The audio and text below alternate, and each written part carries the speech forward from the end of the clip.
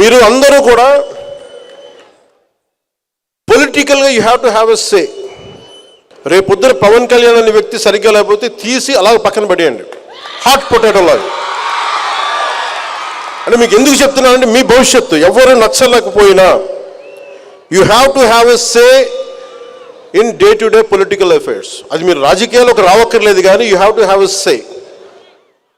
మీరు అది కనుక అది చేయకపోతే మీరు చేతులు ముడుచుకొని ఎంతసేపు మన సోషల్ మీడియాలో ఒక సోషల్ మీడియా మన యాక్టివిజం, mere యాక్టివిజం సరిపోదు. Sometimes universities should be become churning, should churn on good ideologies. నేను లవ్ యూ.